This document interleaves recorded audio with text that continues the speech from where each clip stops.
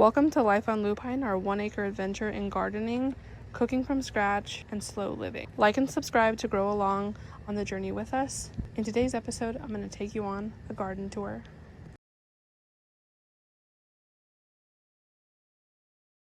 Here we have the grapes. We have 4 grape plants. We have 2 that are the Concord Blue, and then the last 2 over here are the Himrod White. I've never grown grapes before, so I'm not sure how this is going to turn out, or if they are where they should be, or if they're behind. Again, I've never grown them, so if you have any tips for growing grapes, definitely comment below.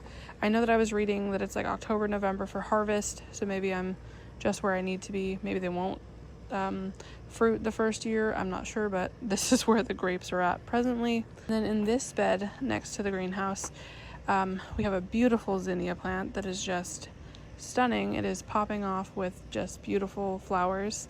And then we have some tomato plants from Wild Boar Farm that are the Showstopper over here and Eye Candy. I believe they're compact plants by nature, but I planted them a foot apart and they never got taller than maybe 3 feet, 3.5 feet. And they were very prolific, very delicious, probably like saladette or a little bit bigger sized tomatoes. I will definitely grow them again. And then down here we have some dahlias that are looking real sad. Didn't do a whole lot. Maybe I planted them too close together. I have not had success with dahlias. Here I have a cherry tomato that is unknown name. It's been here for a long time. It's tired, but they have been pretty delicious. I know it's an heirloom cherry tomato, but I'm unsure of the name because things got mixed up when I planted all this out with tomatoes. The rest of them just kind of suffered, and I did pull them early. I've realized that determinate tomatoes just don't belong in these size pots. They just did not do well. Maybe determinants would do better, and I may try that next year. Here we have some pepper plants that are also fading out. That's going to be the theme of the August garden, is fading out. This was Sugar Rush Peach and Carmen Pepper, and also jalapeno, and they all did decently. I've gotten a couple waves of peppers, but again, they're kind of fading out, and I'm going to pull them out for the fall. Here we have a Sakura cherry tomato that did pretty well, but again, it's kind of succumbing to disease and it's just kind of fading out. The days are getting hotter. I mean, they've already been hot, but for the next 10 days, it's going to be over 100 every single day. I'm going to pull these out because I'm assuming they're not going to thrive in that weather because they have not really thrived in the 90s. It's a hybrid tomato that I got from Johnny's.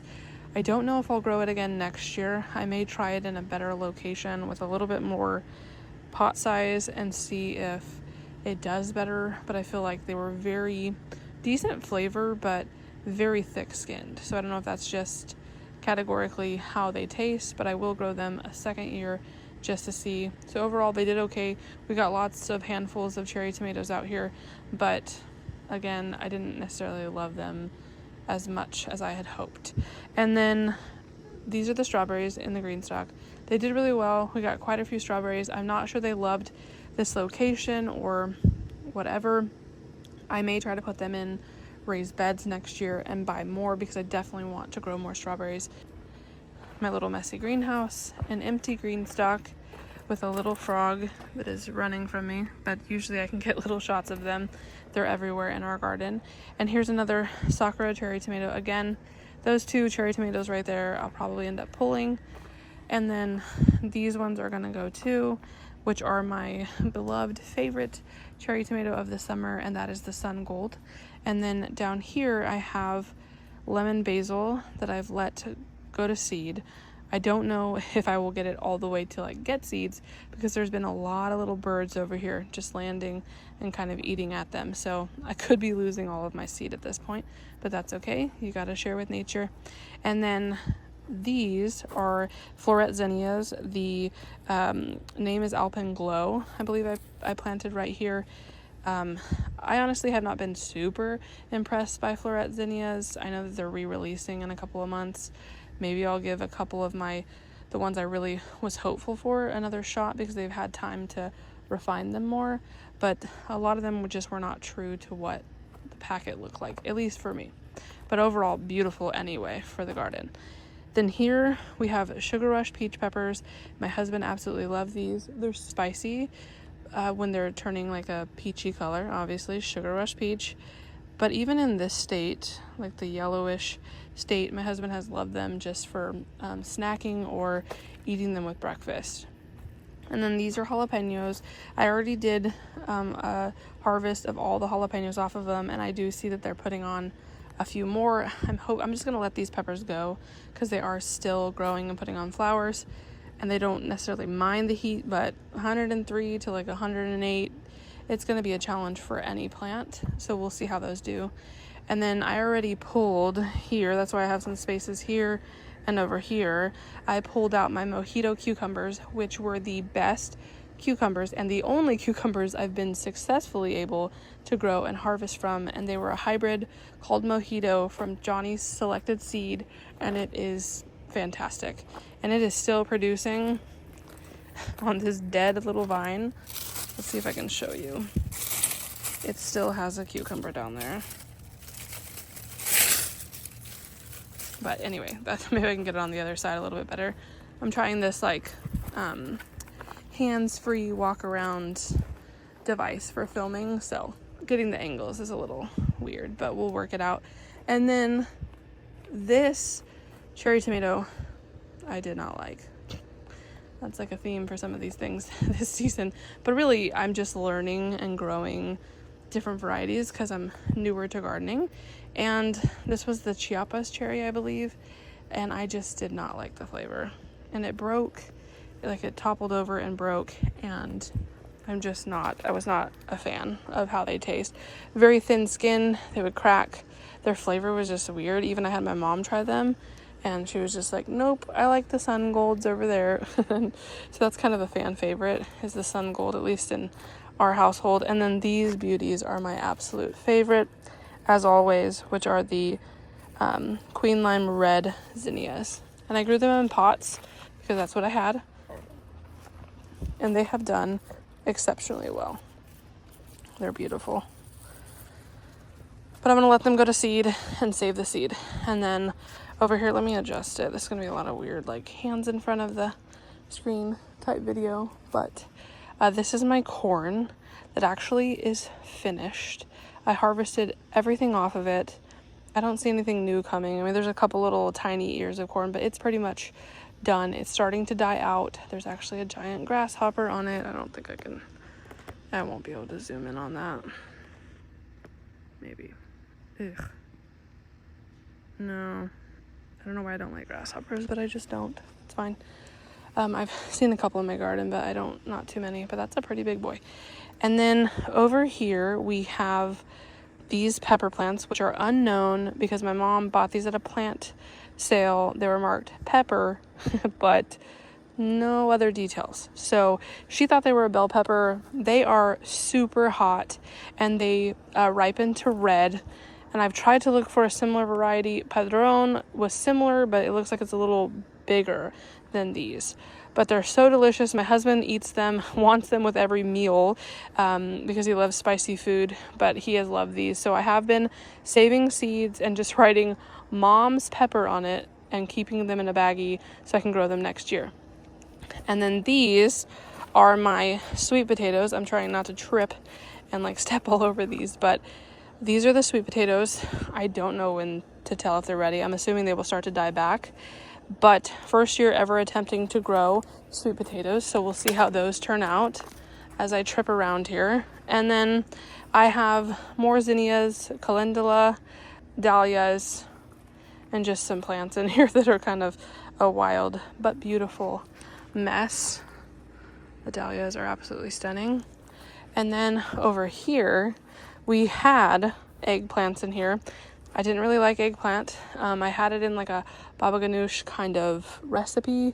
And maybe it's because I used mayo. That's probably not what I should have done. But that's what I had. And so I tried that recipe. It was good. We ate it with crispy sourdough bread. But I don't imagine myself being like, oh my gosh, I need that eggplant dish. I mean, I don't know. Maybe I'll try it again because I did like eggplant parmesan before. But I don't know if I'll grow eggplants again. But maybe I'll give them another shot and just see if there's other applications I can use with them, because the taste wasn't bad. It just wasn't our vibe. And then this mess situation in here, it's a beautiful mess, but it's full of cherry tomatoes that are just ripe and I need to pick them. And I've just grown these tomatoes in pots and they've just gone berserk and everywhere.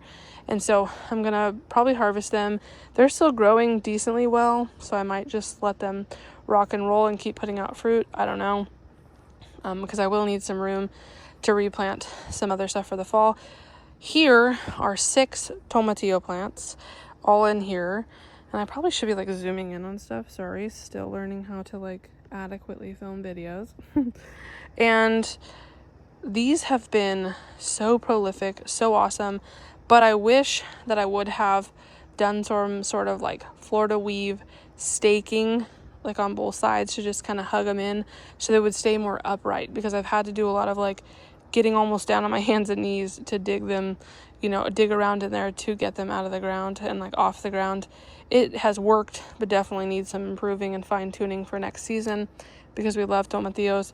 And then over here, I just harvested, again, you can't really tell because the tomatillos have taken over everything, but in here, I promise there are long pie pumpkins, little plants.